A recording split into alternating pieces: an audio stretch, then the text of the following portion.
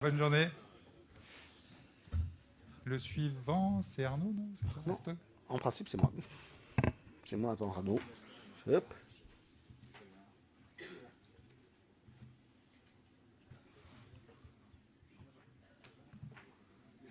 Tac.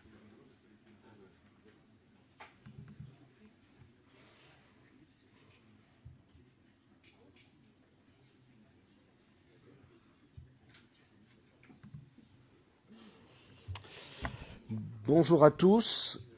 Donc je vais enchaîner en vous parlant des traitements adjuvants des tumeurs de la vessie et de la voie excrétrice supérieure. Et j'ai voulu faire une mise au point. J'ai scindé mon topo en 4 parties. Une partie qui va être hypertrophiée par rapport aux deux autres. Je vais d'abord parler des traitements adjuvants des tumeurs de vessie n'infiltrant pas le muscle. C'est un sujet d'actualité parce que nous avons eu à faire face à la pénurie de BCG et d'améthicine. Donc je vais vous présenter tout ce qui est en voie de développement. Vous verrez, Alain vous a dit pour la HBP, il n'y avait rien. Pour les traitements adjuvants, il y a beaucoup de choses qui sont à l'étude. Je ne sais pas finalement ce qui en ressortira parce que je trouve qu'il y a beaucoup de choses, certaines pas forcément très, très concluantes, même sur les premières phases. En tout cas, il y a beaucoup de choses en cours de développement. Il y a d'autres types de chimiothérapie, qu'elles soient différentes de celles qu'on utilise habituellement, qui est la médecine, mais il y a aussi des modes de délivrance, je vais vous montrer tout ça. Il y a des immunothérapies, puisque le pembrolizumab a eu l'approbation de la FDA aux États-Unis pour les tumeurs n'infiltrant pas le muscle, pour les CIS réfractaires au BCG. Il y a des ébauches de thérapie génique et virale et il y a également quelques essais de thérapie ciblée. Donc vous voyez, il y a plein de choses. En fait, les industriels, effectivement, se sont d'emblée portés sur ce créneau-là, voyant effectivement les soucis qu'on avait pour traiter nos patients du fait de la pénurie de BCG et d'améthicine.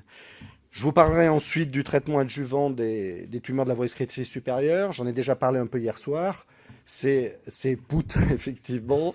C'est le fameux essai dont on a un peu parlé hier soir. Et je terminerai effectivement, là aussi, je passerai rapidement, parce que j'en ai parlé hier soir. POUT, on n'en a pas parlé hier soir, hormis 2 ou 3 petits commentaires. Et ben de ce traitement adjuvant à la chimiothérapie, qui est l'immunothérapie avec l'avelumab. Donc démarrons tout d'abord par le traitement adjuvant des tumeurs de vessie qui n'infiltrent pas le muscle. Tout ça va être dans les 3 ou 4 premières diapositives pour les plus jeunes. Je rappellerai que ce traitement vise à réduire 2 choses.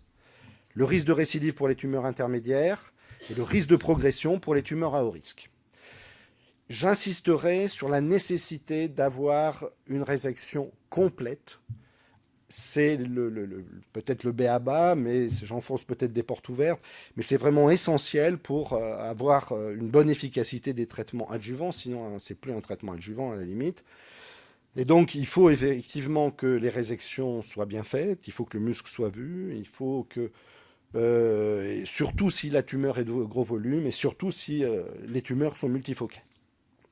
Il faut savoir également que le taux de récidive ou de progression le taux de récidive et le taux de progression est minimal lorsque la résection de seconde look ne met pas en évidence de tumeurs ou seulement des lésions qui sont très superficielles, TA et de bas grade.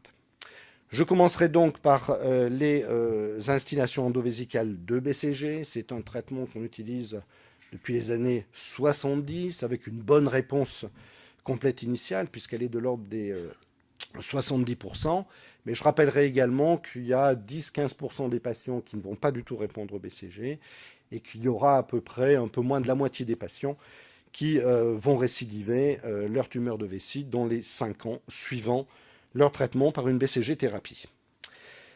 Les modalités d'administration, là aussi c'est pour les plus jeunes de ces instillations endovésicales de BCG. Il faut le démarrer, je reprends les recommandations du CCAFU, 2 à 4 semaines après la résection et au plus tard 6 semaines, et au plus tard au bout de 6 semaines, et en l'absence bien sûr de toute tumeur résiduelle, je me répète peut-être, mais c'est vraiment essentiel d'avoir cette notion à l'esprit. Le traitement, c'est 6 instillations hebdomadaires, avec autant que faire se peut, c'est toujours recommandé, un traitement d'entretien.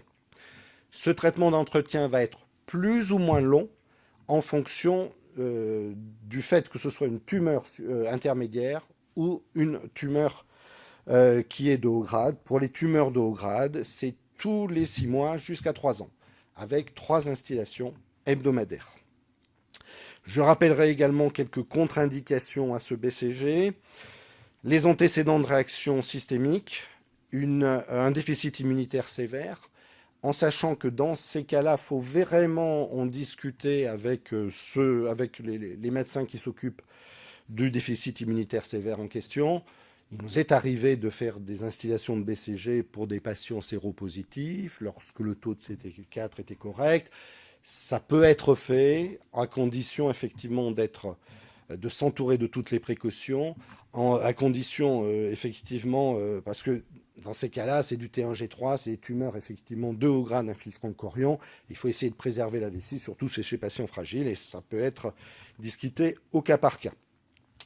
Autre contre-indication formelle, en tout cas selon les recommandations du CCAFU, c'est la cystite radique, la tuberculose active. Il y a des contre-indications relatives, avec essentiellement la persistance d'effets secondaires liés à la précédente injection, avec une infection des voies urinaires symptomatique et une hématurie persistante. Ça reste des contre-indications relatives classiques. Donc voilà pour le BCG. Concernant les instillations de mitomycine C, le traitement classique est un traitement de 8 instillations hebdomadaires. C'est 40 mg qui doit être injecté dans 40 ml de solution saline. Et ça peut être suivi là aussi d'un traitement d'entretien pendant 1 an maximum. L'efficacité de la mitomycine est corrélée à la durée du contact entre le produit et l'urothallium. C'est vraiment important d'avoir ça aussi présent à l'esprit. Et lorsqu'elle est utilisée avec entretien, ça réduit le risque de 30%, même par rapport à des instillations de BCG, si on ne fait pas le traitement d'entretien du BCG. Donc le traitement d'entretien du BCG est vraiment essentiel, il ne faut pas oublier ça. Quelques petites nouveautés, c'est la chimioablation. Ça, c'est un poster de l'ASCO GU de cette année, où il est proposé de faire un traitement des petites tumeurs de vessie, des tumeurs à faible risque, en utilisant simplement un gel de mitomycine. En fait, c'est de la mitomycine liquide qui va se transformer en gel à température corporelle. C'est une phase 2, c'est effectivement avec, vous voyez, le critère principal qui était une réponse complète à 3 mois, avec 65% de bons résultats. C'est-à-dire pour les toutes petites tumeurs, en utilisant ce liquide particulier qui se transforme en gel, ça permettrait, pour les patients qui récidivent par exemple, de faire un traitement à ce moment-là, et pas un traitement adjuvant, un traitement des toutes petites tumeurs de vessie. Bon, ça fait partie de la médecine, donc c'est pour ça que je l'ai évoqué. Autre élément, c'est l'épirubicine. L'épirubicine, c'est une chimiothérapie qui est ou était utilisée dans pas mal de pays européens. En 2019, lorsqu'on a eu cette pénurie de mitomycine, il y a l'AFU qui s'est tourné vers l'ANSM pour demander que l'épirubicine puisse être utilisée dans notre arsenal thérapeutique. Cette épirubicine, effectivement, elle est utilisée dans d'autres pays européens. Elle a démontré une activité équivalente à la mitomycine lorsqu'elle a été testée dans d'autres pays. Le traitement classique, c'est 8 instillations hebdomadaires, avec, en présence d'une toxicité locale, ce que l'on n'a pas véritablement pour la mitomycine, une réduction de dose pouvant aller jusqu'à 30 mg, donc un peu moins de la moitié, un peu plus de la moitié, pardon. Et pour le CIS, en fonction de la tolérance, au contraire, il y a une adaptation vers le haut qui peut être proposée. Donc voilà pour ce qui est classique. On arrive maintenant à ce que j'évoquais tout à l'heure, c'est-à-dire en cette période de pénurie des 2 types de traitements, qu'est-ce qui est en cours de développement, qu'est-ce qu'on peut envisager pour nos patients présentant une tumeur intermédiaire ou de haut grade, pour les traiter afin d'éviter la récidive et la progression. On va tout d'abord commencer par les nouvelles drogues de chimiothérapie, Alors, il faut savoir qu'en endovésicale, pas mal de ces drogues sont testées ou ont été testées. La première, c'est la valrubicine, qui en fait a aussi l'approbation de la FDA depuis 1998, je crois, mais qui avait vraiment un taux de réponse complète assez faible, puisque c'était de l'ordre des 10% à un an. Il faut savoir que la tendance actuelle, c'est ce que vous constatez, c'est d'associer à l'intérieur de la vessie différentes chimiothérapies, avec de la gemcitabine, du docétaxel. Enfin, vous voyez effectivement toutes les associations qui sont envisagées. Globalement, donc, de la gemcitabine plus un dérivé de l'IF, c'est assez courant, avec une phase 1 qui a débuté avec un bon résultat à un an. Il y a également donc différentes modalités d'administration des chimiothérapies. Donc on vient de voir les nouvelles drogues qui étaient à l'essai au sein de la vessie. Maintenant, il y a des nouvelles modalités d'administration, de délivrance de ces chimiothérapie, avec tout d'abord la thermochimiothérapie. Vous en avez probablement tous entendu parler, c'est un sujet d'actualité, avec différentes modalités pour chauffer cette mitomycine. Tout d'abord, quand on parle de thermochimiothérapie, il faut savoir que la seule drogue qui est chauffée à la date actuelle, c'est la mitomycine. Cette mitomycine, pour la chauffer, on peut utiliser soit non, on ne voit pas ma flèche. Bon, on peut utiliser soit une technologie de radiofréquence, où la mitomycine est chauffée directement à l'intérieur de la vessie, et c'est le Synergo, soit on peut administrer directement la mitomycine chauffée, et c'est l'IVEC. Et enfin, il y a un système également de iontophérèse, qui est le dernier système qui permet de chauffer la mitomycine et de faciliter la diffusion de la mitomycine au sein de la paroi vésicale. Cette thermochimiothérapie, selon les dernières recommandations donc, du CCAFU, est un traitement considéré pour l'instant comme en cours d'évaluation. C'est un traitement donc, qui fait appel à un chauffage de la mitomycine, comme on l'a évoqué, et normalement, elle peut être proposée pour les tumeurs n'infiltrant pas le muscle de risque intermédiaire après échec de la mitomycine et du BCG, et elle peut être proposée pour les tumeurs de haut risque lorsqu'on n'a pas de BCG, et donc vous comprenez bien pourquoi elle est devenue un peu au premier plan, cette mitomycine chauffée. Donc en l'absence de disponibilité de BCG, en cas d'intolérance ou de refus du BCG, en cas d'inéligibilité à la chirurgie radicale. Comme je l'évoquais tout à l'heure, l'épirubicine, par exemple, n'est absolument pas évaluée avec un réchauffement de celle-ci.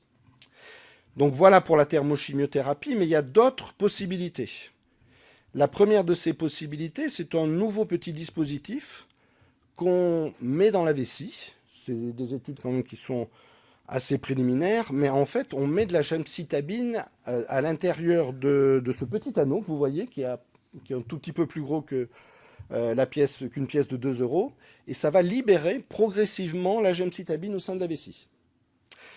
Les différentes études sont en cours, essentiellement pour l'instant dans 2 indications, les patients ne pouvant pas avoir une cystectomie, et également seul ou en association avec une immunothérapie. Autre modalité de délivrance des chimiothérapies, c'est de les associer à un agent qui va permettre la diffusion de cette chimiothérapie au sein de la paroi vésicale. Et pour faciliter cette diffusion, il y a 2 techniques qui vont être utilisées avec une molécule de chimiothérapie qui, comme vous le voyez là, est le paclitaxel.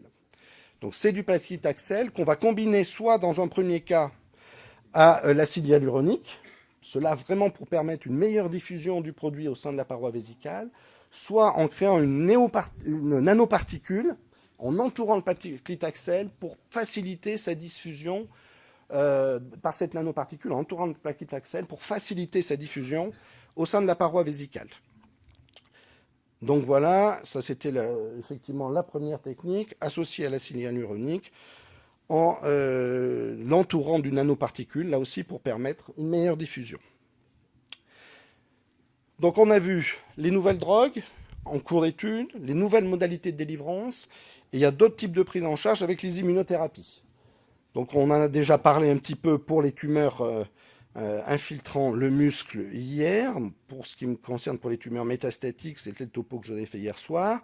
Mais ces immunothérapies, elles peuvent être aussi utilisées pour les tumeurs de la vessie n'infiltrant pas le muscle. Et comme je l'évoquais d'emblée, la première immunothérapie qui a été approuvée par la FDA, c'est le pembrolizumab. C'est une étude, la Keynote 057, comme je le disais hier, toutes les études avec le pembrolizumab, c'est des études Keynote. Merci Alain, effectivement. C'est les études Keynote. Donc on avait participé à cette Keynote 057, c'était essentiellement pour les tumeurs qui étaient résistantes au BCG et les tumeurs avec du CIS. Et globalement, vous voyez le taux de rémission complète à 1 an, il n'est pas énorme puisqu'il est de l'ordre de 19%, mais comme il n'y a rien de particulier, alors il n'y a pas eu l'AMM européenne. Par contre, là encore, comme souvent les États-Unis, ils ont des AMM beaucoup plus larges. Et il y a eu... la FDA a donné une approbation à l'utilisation du pembrolizumab pour les tumeurs n'infiltrant pas le muscle après échec du BCG.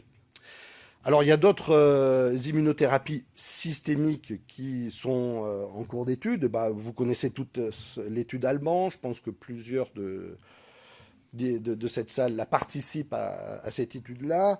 C'est d'évaluer l'intérêt de l'atezolizumab en plus du BCG avec 2 bras.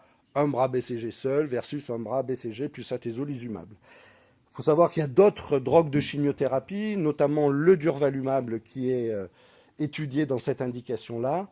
Également le nivolumab avec même une combinaison nivolumab plus un autre immunosuppresseur qui est d'un agent particulier qui est présent dans de nombreuses tumeurs. Et donc voilà, pour dire qu'il y a véritablement pas mal de choses actuellement concernant ces immunothérapies. Alors ces immunothérapies, elles peuvent être également utilisées en endovésicale. Alors il y a plusieurs possibilités pour utiliser effectivement ces immunothérapies endovésicales. Le BCG en est une, bien évidemment, mais on peut effectivement essayer de potentialiser l'effet du BCG. Ce qui a d'abord été utilisé, c'est de combiner l'injection de BCG à de l'interféron. Ça, c'était ce qu'il y avait de plus ancien, avec des résultats qui étaient intermédiaires, je dirais, pour l'instant en tout cas, ça n'a pas débouché à une commercialisation.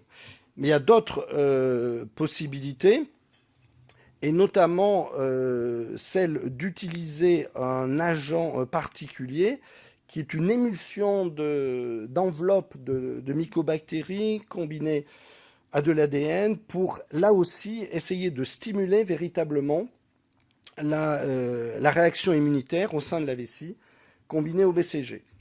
Dernière possibilité, c'est d'utiliser en combinaison du BCG une molécule qui s'appelle l'ALT803, qui est un super agoniste de l'IL-15.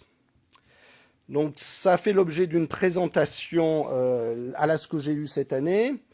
C'est véritablement une molécule qui a pour but de booster l'immunité endovésicale. Cette drogue interagit donc avec le récepteur à l'IL-15. Ça va activer certaines cellules de l'immunité, notamment les natural killers et les CD8. Et en principe, il n'y a pas d'action sur certains lymphocytes T, notamment sur les T régulateurs, ce qui a pour conséquence de ne pas entraîner d'effets secondaires trop importants. Parce qu'une des problématiques, quand on utilise effectivement ces immunothérapies boostées, c'est un problème de tolérance. Du coup, on a vu effectivement apparaître une étude de phase 2-3, que vous voyez donc décrite ici, pour du CIS. Le traitement, c'était donc du BCG plus la molécule ALT803 avec un critère principal qui était la réponse complète et des critères secondaires qui étaient la durée de cette réponse complète, le taux de réponse complète à 6 à 12 mois. Et en fait, les résultats dans cette étude, effectivement, sont bons, puisqu'on voit qu'il y a 70% de réponses complètes, avec un suivi médian qui était de l'ordre des 20 mois, et avec une tolérance qui était, dans cette étude-là, excellente. Il n'y a pas eu effectivement d'effets secondaires immunitaires systémiques, il n'y a pas eu d'arrêt de traitement lié à un effet indésirable. Et donc, véritablement, quand on voit ça, on est un peu impressionné, je dirais, par ces résultats. C'est des résultats qui sont encourageants par rapport aux autres études, par rapport, par exemple, au pembrolizumab, alors administré non pas en endovésicale, mais par voie systémique dans la keynote 057, ou même par rapport au nadofaragène, dont je vais vous parler un peu plus avant. Alors, il faut savoir que à l'intérieur de la vessie, on essaie également directement les drogues d'immunothérapie, les PDL1, les PD1, et notamment le pembrolizumab. Comme je vous l'ai dit, en systémique, ça marche un peu, donc on se pose la question de savoir si ça pourrait marcher directement au sein de la vessie. Donc il y a le pembro qui est à l'étude, il y a le durvalumab qui est à l'étude, directement injecté au sein de la vessie. Il y a aussi une autre approche qui est assez séduisante et novatrice, qui est d'utiliser une thérapie génique qui a pour base, c'est le nadofaragène dont je vous parlais tout à l'heure, qui est un peu plus connu pour certains peut-être sous le nom d'instiladrine. C'est une thérapie génique qui va faire appel à un adénovirus qui ne va pas se répliquer, mais qui va conduire à la transduction de certains gènes par les cellules urothéliales, qui va entraîner notamment une sécrétion d'interféron 2-alpha. Et le taux de réponse, comme vous le voyez, notamment sur la phase 3, est intéressant, avec 30% de réponse complète à 1 an. Toujours pour ces thérapies géniques, une autre molécule, qui est la CG0070. Là aussi, c'est une thérapie génique qui est à base d'un adénovirus, mais un adénovirus qui va être par contre capable de se répliquer. C'est différent le système par rapport à la molécule précédente, dans les cellules tumorales, et qui va induire une transduction des gènes du GCSF. C'est des résultats qui sont, une étude qui est encore très préliminaire, mais il y a une phase 3 qui est en cours avec ce type de molécule. Donc, on a vu effectivement les nouvelles drogues, on a vu les nouvelles modalités de délivrance, les immunothérapies, la thérapie génique. Un petit mot sur les thérapies ciblées. Elles sont effectivement également essayées. Il y a différentes petites molécules qui sont essayées sur la vessie, avec notamment le vicinium, qui est un anticorps anti-EpCAM conjugué. Il y a également donc l'ALT 801, qui est une protéine de fusion. Donc globalement, il y a aussi des pistes par rapport à ces thérapies ciblées. Une des questions qui a été évoquée lors du dernier ASCO que j'ai eu, c'est de savoir s'il valait mieux utiliser une thérapie par voie directement injectable, en intravésicale, ou s'il fallait plutôt se tourner vers un traitement systémique. Pour certains traitements, on a l'impression qu'il y a une efficacité comparable. Et donc à efficacité comparable, il y a des arguments en faveur de l'utilité, de l'utilisation d'un traitement endovésical. C'est sa facilité d'utilisation, c'est l'absence de contre-indication, c'est peut-être la tolérance, et plutôt en faveur d'un traitement systémique, notamment pour traiter éventuellement une maladie micrométastatique, peut-être une réponse qui serait plus durable. Donc voilà un petit peu le schéma de tout ce qui est en cours de développement pour essayer de pallier les difficultés que l'on a par rapport à ces traitements adjuvants des tumeurs n'infiltrant pas le muscle. J'en arrive maintenant à parler du traitement adjuvant des tumeurs de la voie excrétrice supérieure. C'est l'essai POUT, effectivement, dont on a déjà parlé un petit peu hier. Cet essai, effectivement, c'est pour les tumeurs de la voie excrétrice qui étaient supérieures à T2, qui, donc, ça a été discuté aussi, parce que supérieur à T2, est-ce qu'il y avait véritablement besoin de leur mettre un traitement adjuvant? Mais en tout cas, il y avait des T2, mais ça allait également jusqu'à des tumeurs qui étaient N3. Donc voilà quels étaient les critères d'inclusion. Et donc ces patients avaient une chimiothérapie qui était du Gemzar cisplatine ou carboplatine en fonction de leur fonction rénale. C'est vrai que pour ces patients-là, c'est plus souvent du carboplatine, puisqu'ils viennent d'avoir la néphrourétérectomie, versus effectivement la surveillance. Comme vous le voyez, ce n'était pas des grosses cohortes de patients, puisqu'il y avait un peu plus d'une centaine de patients dans chaque groupe. Et les critères d'évaluation initiaux, c'était la survie sans progression et la survie sans métastase. Cette étude a été présentée pour la première fois à l'ASCO-GU 2018. J'y étais effectivement, et vraiment pour les oncologues et même pour les urologues, c'était une petite surprise, puisque comme on l'a déjà évoqué hier, effectivement, en adjuvant, aucune chimiothérapie n'avait fait preuve d'une efficacité pour la vessie. Donc on a été surpris qu'avec d'aussi petits effectifs, pour des tumeurs de la voie excrétrice, mais des tumeurs quand même urothéliales, on ait une telle différence. Donc cette première analyse, effectivement, montrait un bénéfice en termes de survie sans progression et en termes de survie sans métastase. Cette étude PAUT a été actualisée dernièrement et la présentation a été faite lors de l'ASCO GU de cette année, qui n'était pas en présentiel mais qui était effectivement en distanciel. Et globalement, alors ils ont rajouté la survie globale. Et en termes de survie sans progression et de survie sans métastase, il y a un net bénéfice, c'est complètement confirmé. En termes par contre de survie globale, il y a une tendance qui était assez nette, mais on n'arrivait pas quand même au seuil de significativité. Alors peut-être, en tout cas c'est comme ça que l'ont interprété les investigateurs de l'étude, parce que les effectifs étaient véritablement de très petits effectifs. 100 patients quand même dans chaque groupe, c'est véritablement très peu. Je terminerai en parlant brièvement du traitement adjuvant à la chimiothérapie, celui que j'ai évoqué hier. Je vous rappellerai qu'en traitement adjuvant à la cystectomie, il y a une étude d'immunothérapie qui est avec nivolumab, ipilimumab, qui est la CheckMate 274, qui a démontré un bénéfice en survie sans progression intéressant, pour ne pas dire très intéressant, et qu'on attend les résultats en termes de survie globale. En sachant qu'une autre étude avec l'atezolizumab, qui était l'Imvinger 010, était négative. Donc peut-être effectivement qu'il y aura quand même des indications à une immunothérapie après la cystectomie. Comme je l'ai dit hier, pour les patients métastatiques en première ligne à la date d'aujourd'hui, il n'y a pas, je me répète, d'indication à une immunothérapie. Par contre, il y a une indication à utiliser une immunothérapie sur les bases de cette étude-là pour les patients bien répondeurs à une chimiothérapie. Et ça a été documenté donc, dans cette étude avec un bénéfice en survie globale. Et partant de là, effectivement, ça c'est récent, l'avis de la commission de transparence a été de donner un avis favorable au remboursement en monothérapie de l'avelumab dans cette indication.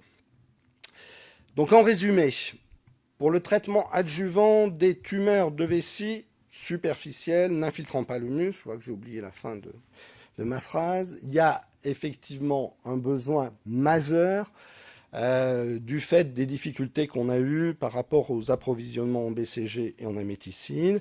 Il y a, vous l'avez vu, de très nombreuses pistes qui vont de la modalité de délivrance des chimiothérapies à des immunothérapies.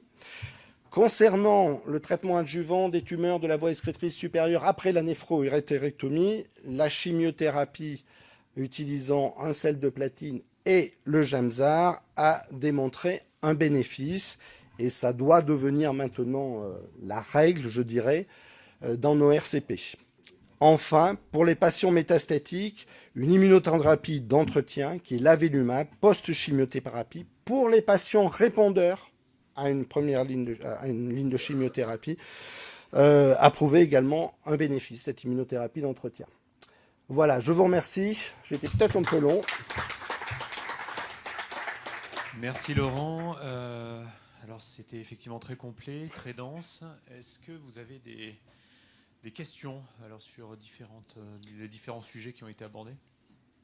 Moi, j'en ai deux. La première, pourquoi est-ce qu'on n'utilise pas le gel de mitomycine plutôt en traitement adjuvant que vouloir... parce que c'est bien plus mauvais que la chirurgie, parce que nous, on est à 100%, eux, ils sont à 64%. Bien Donc, sûr. je ne comprends pas le Alors, concept. Là, c'est une étude préliminaire. Ils ont voulu tester ça. Et effectivement, ça va ensuite. Pardon, c'est une étude préliminaire. Ils ont voulu tester ça parce que c'est une forme, je dirais, galénique différente. Hein. C'est un liquide qui va se transformer en gel. L'idée, c'est effectivement ensuite de l'utiliser différemment. Mais c'est une étude préliminaire de chimioablation, entre guillemets. Ma deuxième question sur POUT, Oui. sur cette fameuse étude POUT. Oui. C'était quoi le critère principal de jugement de cette étude? Survie sans progression. D'accord. C'est-à-dire que la survie globale n'est pas N'était pas au départ. Ils l'ont rajouté dans la deuxième analyse. Mais la Ça première. explique qu'ils aient arrêté leur étude avant d'avoir le Absolument. nombre de patients. Parce que c'est quand même... Quand on écoute toutes les études que tu nous donnes, et c'est juste pour avoir que nos jeunes collègues aient un œil critique sur les sujets, on est quand même frappé de voir que nos collègues oncologues ont vraiment un raisonnement qui est basé sur des critères de plus en plus intermédiaires, avec des trucs de plus en plus dont on se demande s'ils ont une réalité finale. Et c'est vrai que quand même, quand on voit le nombre d'études qui sont faites, alors qu'on a justement des choses qu'il faudrait peut-être essayer déjà de refaire fonctionner mieux, comme les instillations de BCG, comme les instillations de mitomycine. C'est vrai que derrière, on te dit, puisqu'on ne peut plus le faire, on va faire des choses, peut-être par voie systémique, même si ça marche moins bien. Tu sens quand même qu'il y a une espèce de mouvement qui est un peu inquiétant.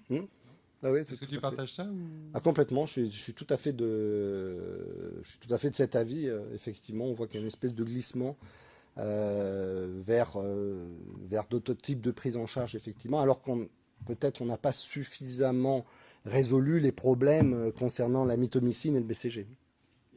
Question pour les plus jeunes aussi, une question faussement naïve.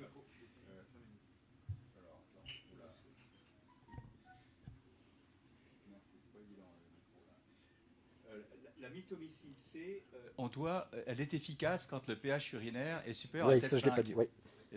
Et ce qui rend les choses complètement impossibles, puisque le pH urinaire naturel, il est à 5,5. Ça veut dire que les malades de la veille doivent boire s'envoyer des litres. un litre de Vichy, ce qui n'est pas toujours évident. Donc ça, c'est rarement dit dans la littérature. Et même pour ceux qui travaillent sur le gel de mitomycine, c'est pas clair, parce que, je me rappelle plus, une collègue qui travaille sur le deux systèmes, d'ailleurs, un gel de mitomycine pour la voie excrétrice supérieure, et gel de mitomycine maintenant pour la vessie. Le gel, non, quand tu regardes les formulations, parce qu'on s'intéresse beaucoup au gel, on travaille, nous, avec la gemcitabine, qui n'a pas cette contrainte, eh bien, il n'y a pas avec les pharmaciens, c'est un regard sérieux. Il n'y a pas non plus d'alcalinisation dans le gel. Ouais. Donc, voilà, on était un petit peu picky, comme diraient les Anglais. Donc, en fait, ce que je veux dire, c'est qu'il faut garder un œil attentif. Et là, j'en veux un petit peu à l'affût, parce que quand on a posé la question, on a demandé à l'affût qu'il fasse les démarches pour demander à la NSM qu'on inscrive la gemcitabine, qui est quand même un produit très efficace. Il y a plein d'études que tu n'as pas citées, mais qui montrent quand même au moins l'efficacité avec une toxicité plus faible que celle de la mitomycine C. Et une facilité d'usage aussi qui, quand même, on n'a pas eu le retour. On nous a simplement dit qu'il y avait suffisamment de molécules actives dans la vessie avant d'inscrire la gemcitabine. Donc voilà. Et je pense qu'il faut avoir un regard très attentif. Suffisamment par la mitomycine. Mais oui, mais on a eu cette réponse globalement assez négative. Et puis aussi avoir un œil attentif sur ce qui se passe actuellement aux États-Unis, c'est l'association des chimiothérapies. Tu as bien cité la gemcitabine avec le docetaxel, qui, il faut regarder, parce que c'est la population qui a étudié, c'est quand même des très hauts risques. Oui. Et de la Mayo Clinique. Dans la plupart des cas, ces études-là, c'est des patients qui sont résistants au BCG. Exactement. Ils ont eu déjà une première ligne de BCG, on essaie après. Voilà, donc gardons un petit... et le principe, la diffusion, le système osmotique de diffuseur qu'on va bientôt utiliser dans le cadre d'un essai sur les échecs après l'échec de... Le tard de sang. Le tard de sang. Et en première intention aussi, c'est vraiment un instrument qui est intéressant. Tu as eu l'occasion de le tester? Non, on ne l'a pas encore testé.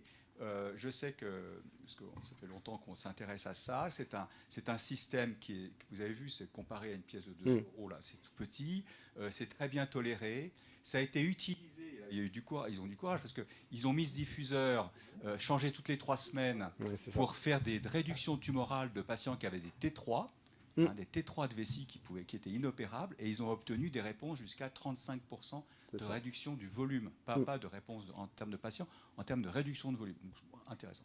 Voilà, faut... Juste faire un commentaire sur le gel de gemcitabine et les tumeurs de la voie extractrice supérieure. Je ne sais pas si tu en as parlé.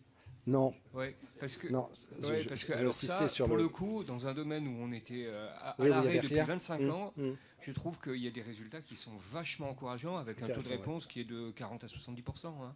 Donc on a le sentiment que là, il va y avoir quelque chose qui va bouger dans un domaine où rien ne bougeait depuis 30 ans, quoi. Et comment se le procurer, ce gel de mitomycine? Ta pharmacie. Non, Mitogel n'est pas encore distribué en Europe. Hein. Oui, c'est ça. Alors, comment faire? On l'a pas. Mitogel, pour l'instant, tu fais pas. On l'a pas. Ensuite, là, c'est vrai qu'un commentaire, c'est qu'on voit que le cancer de la vessie, les tumeurs de vessie n'infiltrant pas le muscle étaient vraiment les parents pauvres, et qu'actuellement, on a une pléthore de choses. Et qu'il faut faire justement attention. Pléthore de choses en développement. Et donc l'idée, c'est mettez ces patients dans les essais. C'est que voilà, on n'a pas le droit de faire tout ça. Pour l'instant, on n'a rien de rien. Et effectivement, donc là, il y a l'essai Sunrise 1 là, qui nous permet d'inclure ces patients avec le tard de sang et puis l'autre immunothérapie chez Astra, je crois. Donc voilà, il faut y aller, et c'est-à-dire référer les patients pour les essais justement chez ces patients qui récidivent et qui sont résistants à la BCG thérapie. On va passer maintenant, bravo Laurent, c'était vraiment très complet.